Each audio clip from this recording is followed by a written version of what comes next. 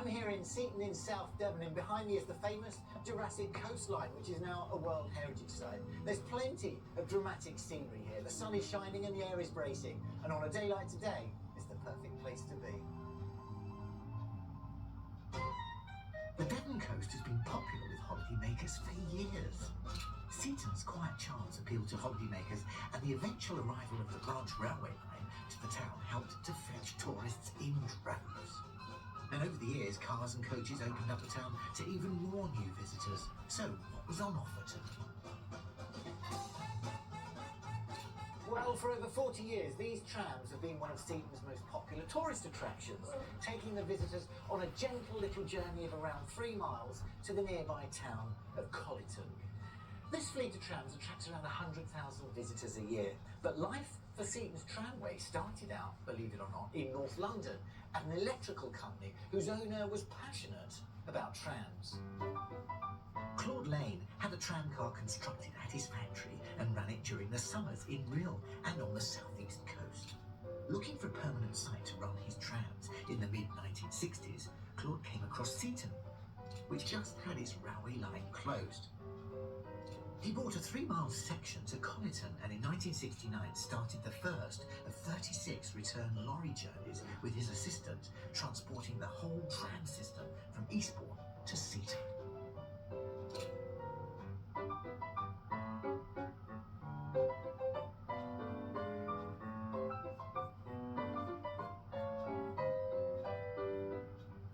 The tramway now has 15 trams in its system, including a brand new, very popular, bright pink version. And the journey normally starts a few hundred yards down the track that way in Seaton itself, which you can see there, look. But today, we've been given special permission to start just outside the depot with our very own private tram and driver, a chap by the name of John. And along this little journey, I'm going to point out some of the historical points of interest that this beautiful part of Britain has to offer. And here's John. Hello.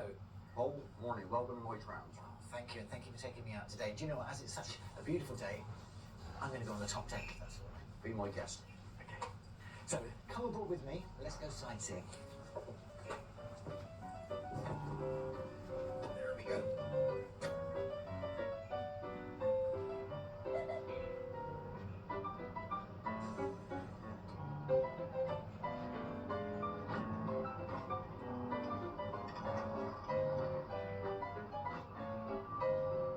This is absolutely stunning. It's like a little window into the past, isn't it? England in the 1930s.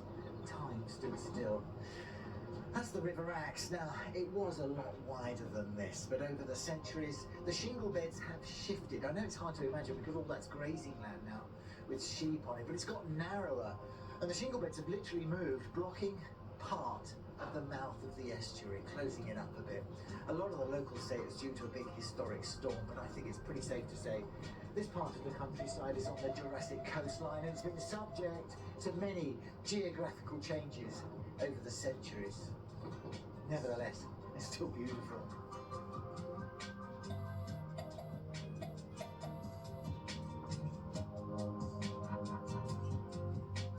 Well, we've stopped here at Axmouth Loop. This is where we let other trams pass by, and that's the village of Axmouth over there. Quite a picturesque place, really, deep in the valley. It's got a very important place in history because that was a port dating back to Roman times. It was clearly a very busy place. And in fact, that connected to the Fossway, the Roman road, which starts around Cirencester and takes you through the Cotswolds to Leicestershire. And it would have been a very busy place. There were 14 inns, 14 pubs in that village. Obviously, there was nothing else to do but sort of drink and fight. You can imagine it, can't you? Lots of sailors knocking around and the odd pirate flexing their muscles along the south coast. It only stopped being used as a trading port in the late 19th century. Access to the sea had become limited, and of course there was competition from the railway. It finally arrived in Seaton in 1868, and of course you had the road bridge, which was built connecting Seaton there, just over there, in 1877, and that restricted the height of the larger vessels getting here. But thankfully, it's still used as a little port, but mainly for fishermen and for tourists and for the odd yacht.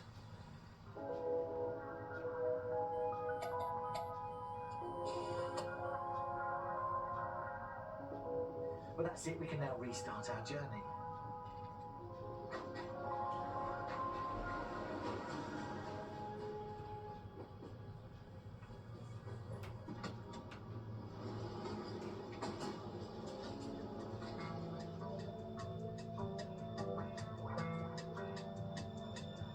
Well, we've just stopped as another special little treat for me at Black Hole Marsh, so I can have a look at the bird hide. Now, this whole area is known as the Axe Estuary Wetlands, and it includes Colliford Common and Seaton marshes, and it is an absolute haven for wildlife, so you must bring a pair of binoculars.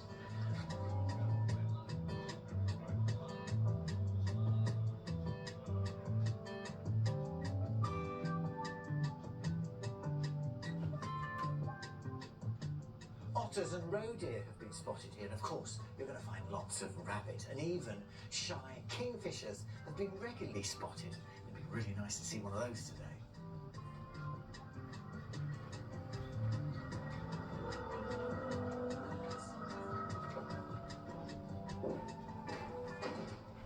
Do you know, in my entire life I've only come across 3 kingfishers in the wild, so I'm quite excited today.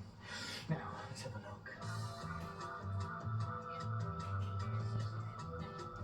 This is a terrific spot to come and sit if you're bird watching. And I've been told there's around 30 to 50 species of birds here. This is incredible.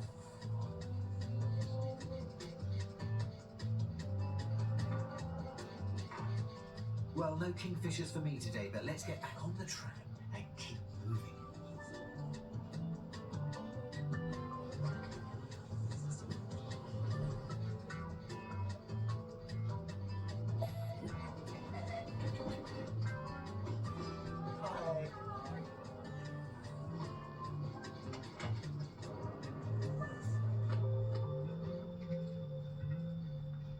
The tram passes through the village of Colliford as its first scheduled stop. The village is actually a royal borough with its own mayor, and it holds a medieval-style goose fair every year. Cause enough noise, isn't there? We're crossing the main road, there are sirens and all sorts of kicking off. Collerton can be seen as we approach this station. It's another ancient town, and it's a 5-minute walk just over there. Success in the wool and the farming industries brought a lot of wealth to this town, despite it being known as the most rebellious place in Devon, and that's because its local residents took part in the Monmouth Rebellion in 1685. And you can see the ancient church there. Look at that, towering above the houses. Oh, that's so beautiful. It's only one of 3 lantern churches left in the country, believed to have been built in the 14th century to aid sailors as they navigate their way in and out of the Axe Estuary.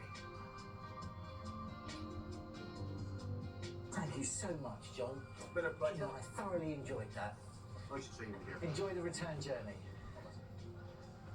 Now that is the original railway building, which dates back to 1868, where I'm going to go and have a cup of tea to round off my day. And I must say, although the tramway system here is relatively new to this ancient and historic area, I think it sits in so comfortably with its surroundings.